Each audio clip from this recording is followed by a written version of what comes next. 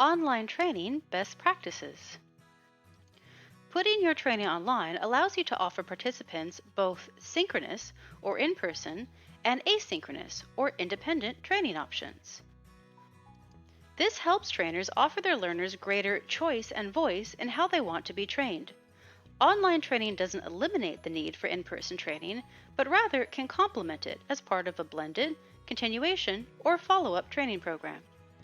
Learners can be given the option of studying online on their own time and at their own pace, or, if they need greater support, opting to attend an in person training session. This allows the trainer to spend more time focusing on just those learners who need more one on one attention. And finally, how many times have you heard, "This training doesn't apply to me"? By uploading your training programs online, you can now give your trainees the option to maximize their training time by letting each of them select which online PD modules best reflect their job duties and interests. They can then be directed to use their development time to focus on those modules independently. So, what are some of the best practices for hosting a synchronous training session? To start with, try using a mixture of activities to break up the instruction. When possible, keep each activity short, at about 20 minutes maximum per activity. And try to keep the training meaningful to your audience. This is particularly important for adult learners. Connect the why and the value behind each activity. Now, what are the best practices for asynchronous trainings? You might be surprised to find that the best practices for asynchronous trainings are very similar to that for in person training. Except in this case, you want to use a mixture of media to break up the instruction. Similarly, try to keep each media as short as possible. And again, be meaningful. Connect the why and the value behind each activity. So, what do we mean by short media? Learners, even adult learners, can maintain attention only for so long. Therefore, break up or chunk activities. Keep activities for in-person trainings to about 20 minutes maximum when possible. For online trainings, a good rule of thumb for the length of activities is as follows: 9 minutes maximum per video, 15 content slides maximum for presentations, not including decorative slides, and 3 pages maximum for any issued readings. Let's also talk briefly about the importance of chunking content or breaking down longer media into more bite-sized chunks for learners. What would you prefer as a student?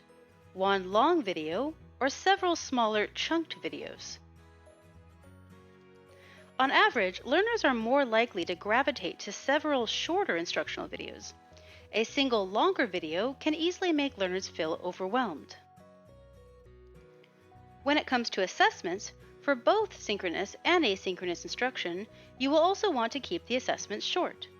This means 15 question quizzes maximum or 20-minute activities at a maximum. And make sure your assessments are connected to the instruction.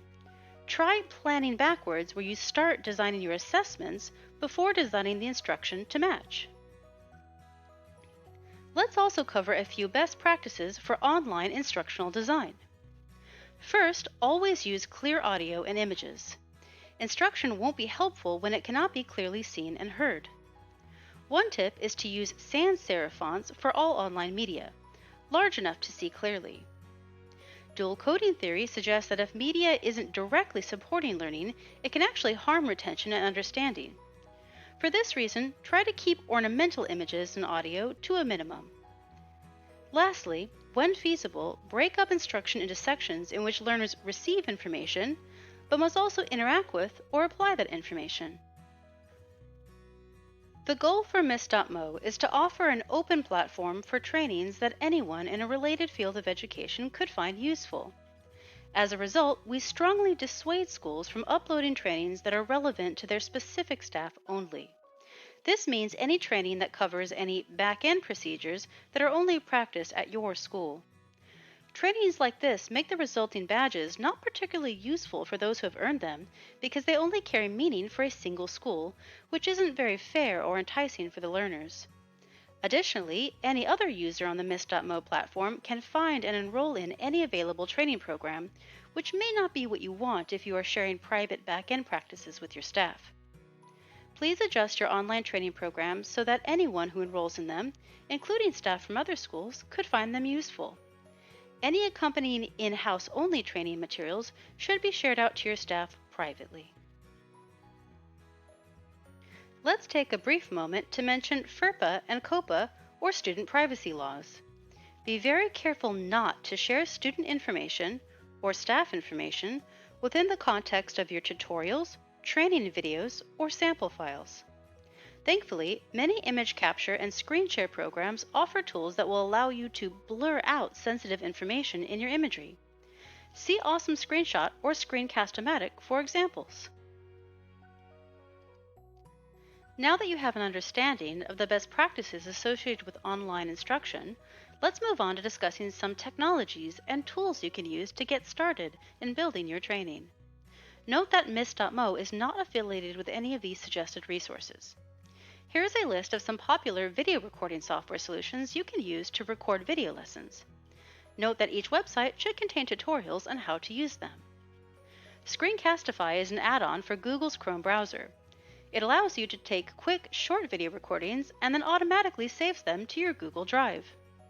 Screencast-O-Matic offers a large number of tools, including both a desktop and cloud-based version of their video recording software, video editing software built right into the program, and a wide variety of video markup tools, all of which are particularly helpful for instructional videos. And lastly, InVideo is a great option for designing particularly beautiful instructional videos. Here is a list of some popular image capture and presentation software solutions you can use to create presentations. Awesome Screenshot is a great add-on for the Chrome browser. It allows you to quickly mark up screenshots and other images. Google Slides is very useful for online trainings since users do not need to download any software to view the presentations. And finally, Prezi is a great option for creating particularly beautiful presentations. Here is a list of some popular document editing software solutions you can use to create and convert documents.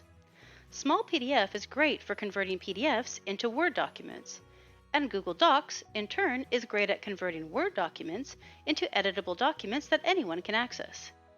Speaking of access, OnlineOCR.net can help you convert scanned PDFs into text that is usable for screen readers. Here is a list of some popular file storage and link shortening tools you can use to store and share documents and web pages. Google Drive is perhaps the most widely used and accessible cloud storage and file sharing solution available. Bitly, or bit.ly, is a great resource for creating customized short links. And QR Code Monkey is a fun tool for creating QR codes to direct users to web pages. There are numerous methods for getting support to help figure out the software you can use to digitize your training programs. Check out the Miss.mo How-To Knowledge Base. It's filled with tutorials to help trainers get started. Also, visit the Miss.mo peer-to-peer support group where you can ask our community of trainers for ideas and support. You can even use the Miss.mo training portal to search for trainings and digital badges provided by others on specific software and tools. Thanks for watching. For more information on digital badges, please visit www.miss.mo.